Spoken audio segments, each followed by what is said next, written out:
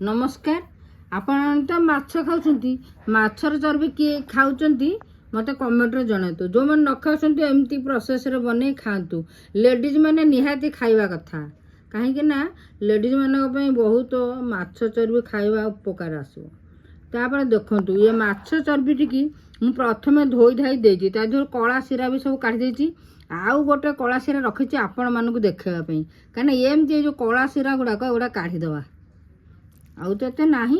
ये 2 केजी माछ भाकुर माछर एतिकी होची चर्बी एडी जो कला एमती थबो ताको सब काढी देबे। मु काढी देजी खाली आपण मानकु देखिया को अछि एमती का सिरा जे सब काढी देबे। एमती सिरा एते एते भल लागेनी एटा को अलगा के रखिबा।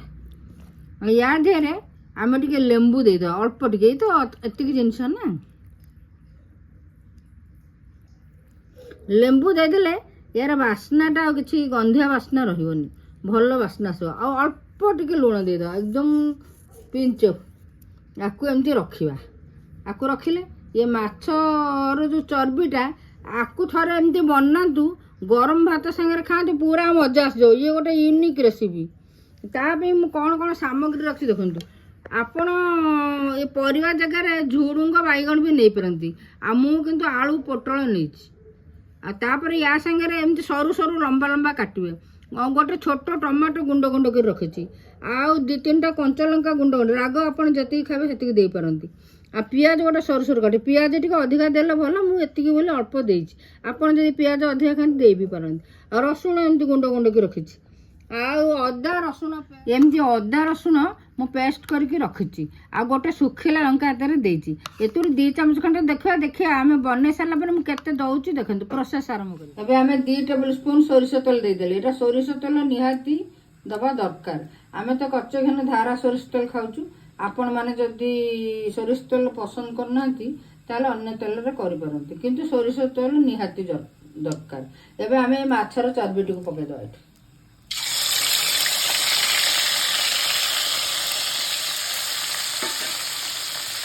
एते तो लेंबू रस लुण दिया अल्प परिमाण में हल्दी गुंड देवा एकदम झापे। चर्बीटा भाजी गला पर आम ये पियाज दे देवा। पियाज को टिके लाल कर भाजवा। पियाज आमर भाजी गला एठी रसुण कंचा लगा दे देवा। आकु मध्य टिके भाजवा।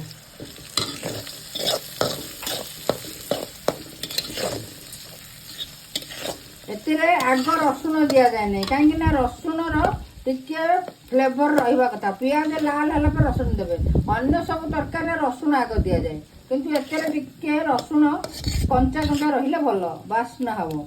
एटा टिके भाजी गला टमाटो देवा। अभी बंधु देखो आमर यही पर्यायर पियाज रसुण कंचा लंका आ माछ चर्बी आसला।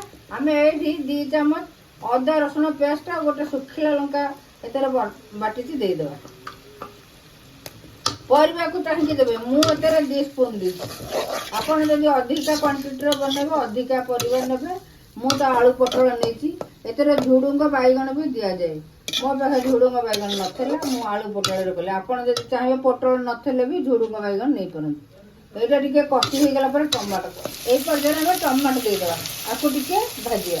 एबे हम टमाटो हे गेला हम आलू पोटल दे देवा। आलू पोटल दे देवा लुण दे देवा और हल्दी भी दे देवा। तापरे आकु 2-3 मिनट भाजिया। सदाबले मिडिल फ्लेम रे ये तरकारी को करिवो बा ये रेसिपी करिवो। एबे देखंतु हमर तेल पूरा छाडी आसलानी। एठी हम गरम पानी अल्प दे दो। एतरे बेसी पानी दिया जाए नहीं केवल जुगजुगा हम। मो प्लेटिंग कला पर देखिबो अल्प टिके पानी दो खाली जुगजुगा पे। ए बहुत बढ़िया लगला बास्ना चतुर्दिग कंपिलानी। थरे बना तो एंटिका एबे पूरा प्लेटिंग कला पर आपण मान को देखि। एबे देखंतु हमर माछ चर्बीर यूनिक रेसिपीटी खाइबा को संपूर्ण रेडी। आपण गरम भात संगे आकु खाइबा को चेष्टा करंतु बहुत बढ़िया लागिवो। आ थरे एमती खांतु कमेंट रे जनांतु केमती लागिला। जदि भलो लागि थाए ताहले लाइक शेयर सब्सक्राइब करबा को भूलिबेनी। फॉलो तो निश्चय करियो। जय जगन्नाथ।